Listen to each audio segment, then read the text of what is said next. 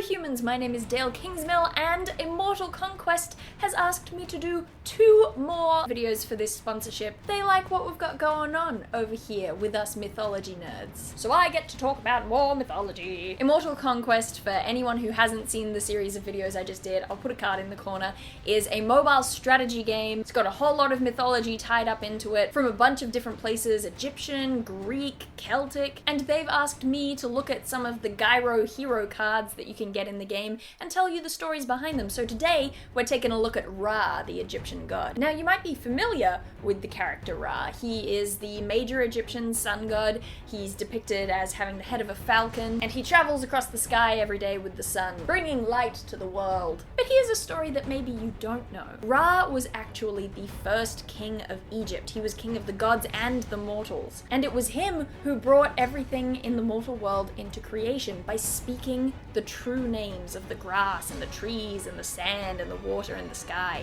Because in Egyptian mythology, much like in Celtic fairy stories, a person or an item has a true name that they keep a secret, because if anyone found out what that name was, they would gain control over that person. And so after displaying his own power by using the true names of everything in the world, Ra hid his own secret, real name deep into his stomach so that magicians couldn't find it out and use it against him. Magicians like the goddess Isis. Isis is described in the ancient magical texts as being incredibly powerful and as having a heart more rebellious than an infinite number of men and smarter than an infinite number of gods. So that's pretty badass. Isis knew that she would one day have a son, Horus, and that he was going to play an incredibly important role and become the ruler of all of Egypt. And she felt that in order to solidify that destiny for herself and for her future son would be to gain the power of Ra. So she devised a plan to work out Ra's secret name. Every day, throughout the day, Ra would take on different forms as he traveled with the sun. Every morning he would begin as Khepri,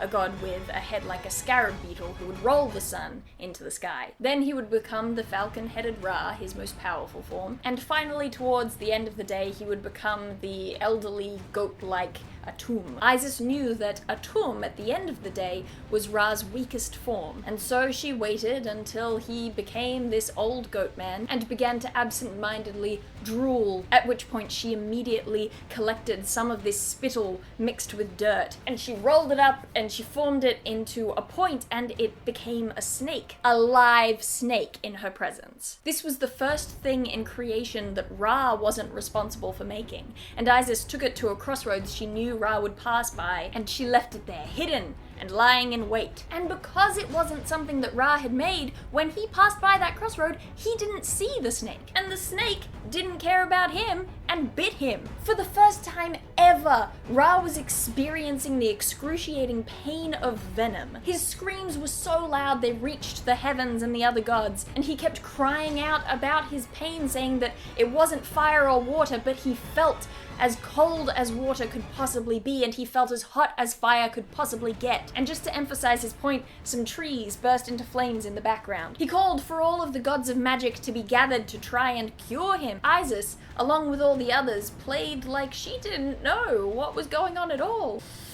Well, said Isis, this is some very powerful venom. Really, the only thing powerful enough that I can think of to try and get this poison out would be your name. What are you talking about? I'm Ra. I mean, and I'm known by lots of names. I'm Ra, and I'm Khepri, and I'm Atum, and I'm like 80 other names. Nah, said Isis. I'm talking your real name, sire. That real, secret, true name that you keep locked away in your belly. As if to emphasize her point, the poison flared in Ra's body again, causing him so much pain that he agreed. He agreed to whisper to Isis what his true name was. So Isis recited a grand incantation, revealing that the snake had been her creation all along, and using Ra's true name, which sadly is never identified, in order to remove the poison from Ra's body. Now, I'm sure that you'll remember one of the cool things about Immortal Conquest as a game is that you can use your knowledge of mythology to combine different gyro cards of different characters from across mythology